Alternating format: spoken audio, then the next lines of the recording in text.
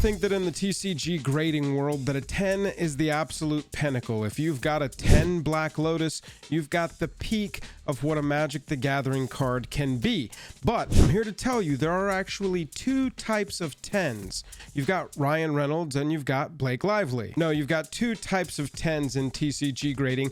A 10 gem mint, which is probably what you've normally seen before, and a 10 pristine, which is important to know for this video. I got MTG's newest brand ambassador, Hatsune Miku, to help me with the definitions of this. Hatsune, can you tell us what a 10 gem mint is? 55-45 or better centering, sharp focus, for sharp corners, free of stains, no breaks in surface gloss, no print or refractor lines, and no visible wear. A slight print spot visible under close scrutiny is allowable if it does not detract from the aesthetics of the card. Thank you, Hatsune. And could you tell us what a 10 pristine is? A virtually flawless card. 50-50 centering, crisp focus, for sharp corners, free of stains, no breaks in surface gloss, no print or refractor lines, and no visible wear under magnification. Let's see if I can get Hatsune's new MTG song out of my head long enough.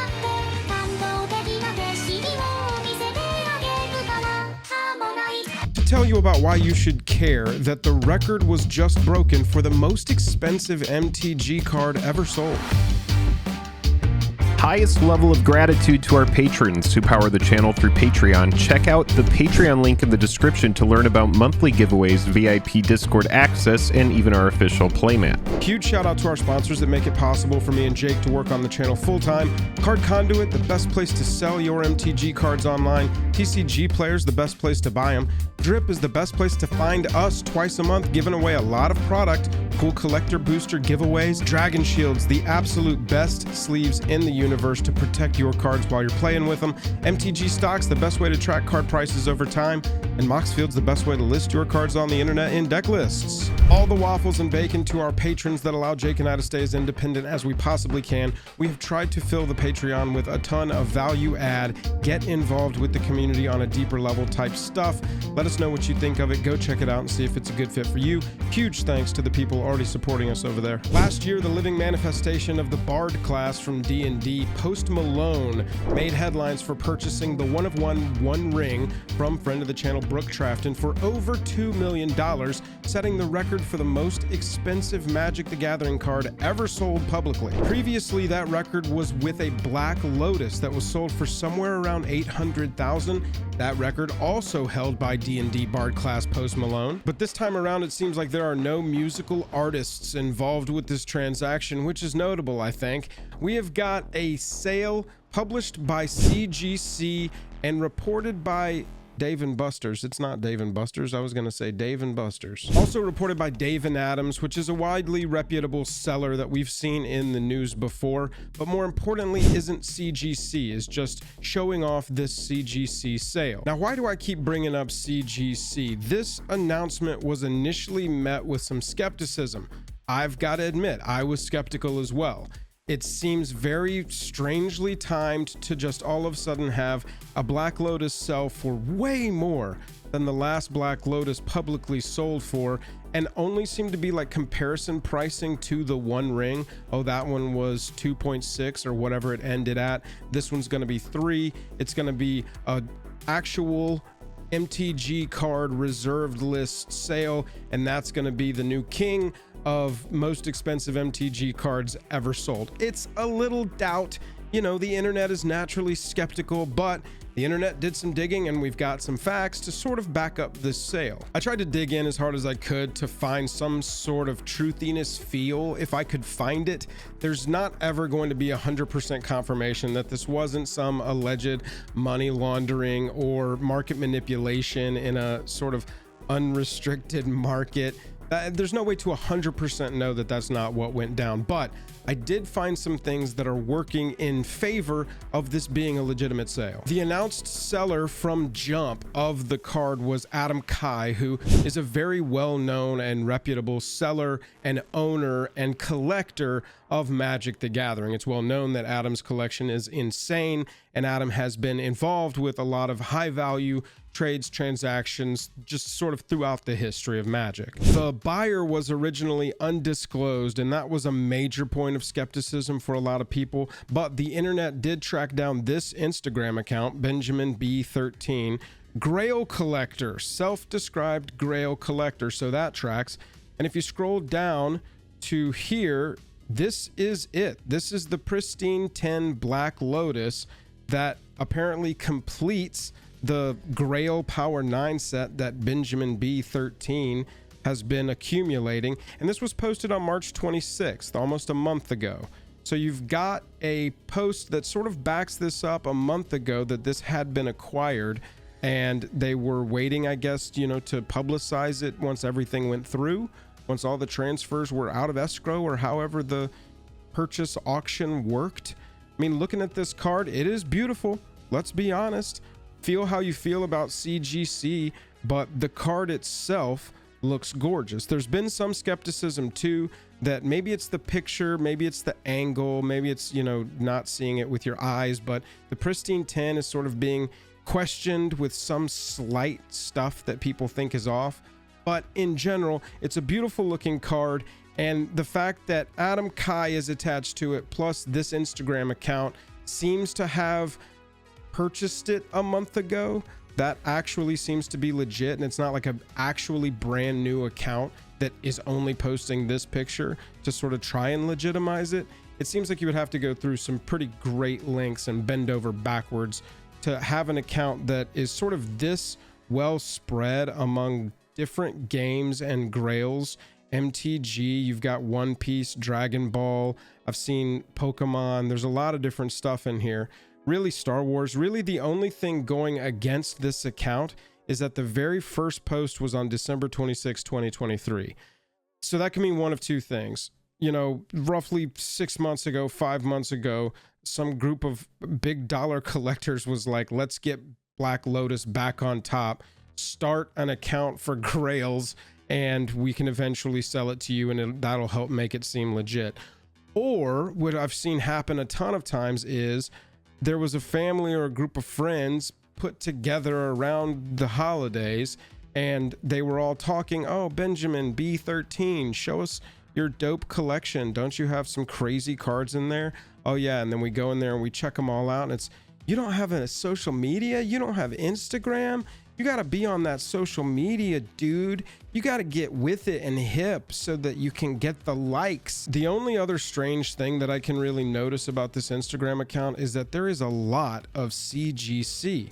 There's a lot of CGC with a little bit of Beckett mixed in, and you'll see, looking at these different graded cards, that there's not PSA pretty much at all.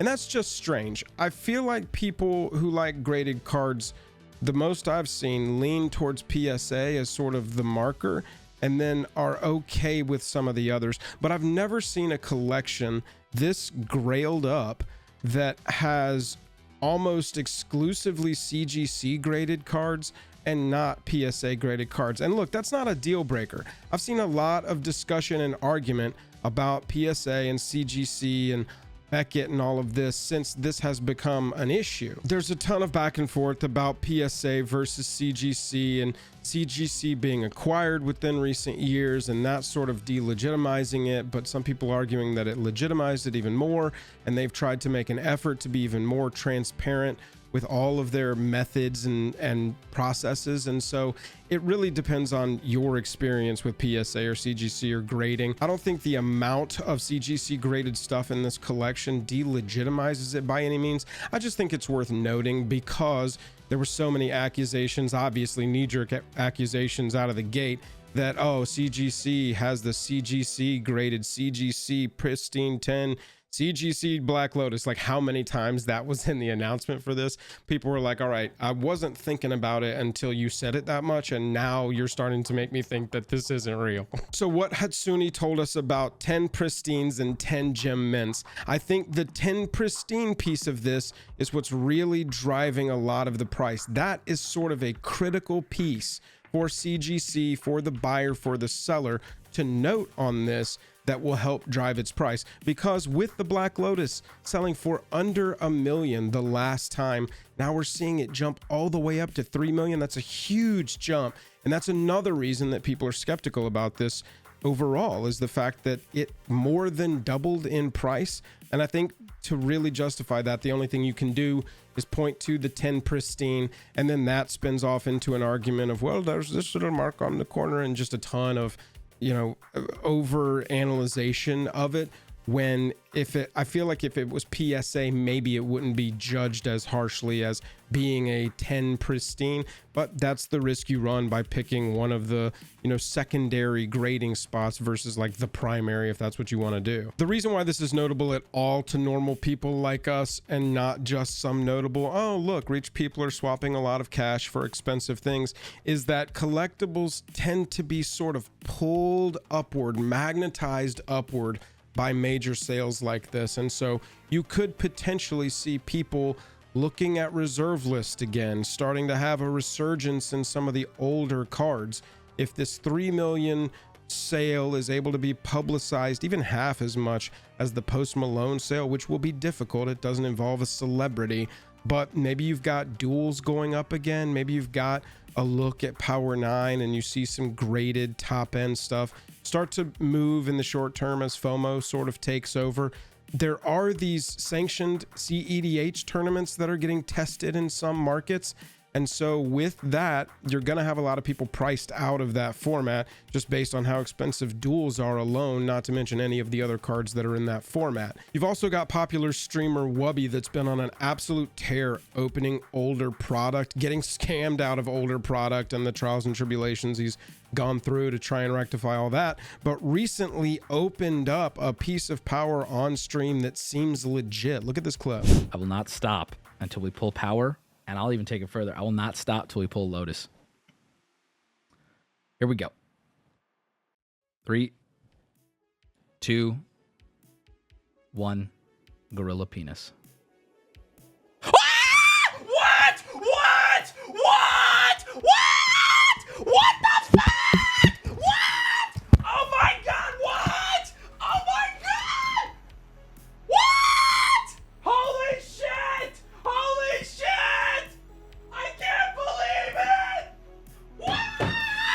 So when you take into account that we've got sanctioned CEDH tournaments being talked about and or tested, a popular streamer that's really pushing older stuff as what he's interested in, and then a $3 million sale of the most powerful and expensive Magic the Gathering card, you've got this perfect storm for, I don't know what will get people hyped on old MTG cards or just MTG cards in general.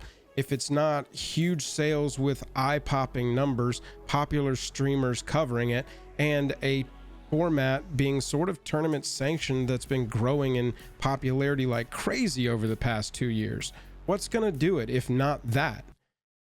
Hatsune Miku, maybe? Probably. Yeah, that or Marvel. What do you think about the $3 million Black Lotus sale? Do you care at all? Did you miss out on it? Do you have $3 million burning a hole in your pocket? You might need like 3.2 at this point, and it could be yours.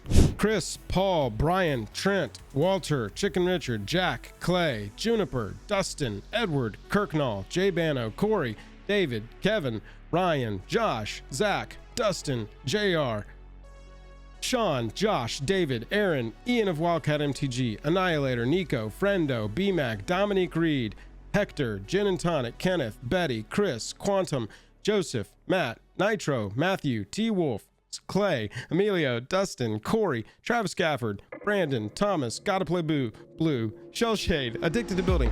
These are all of our enthusiast patrons or above, and all of these people, lovely people, enjoy an extra exclusive video every single week.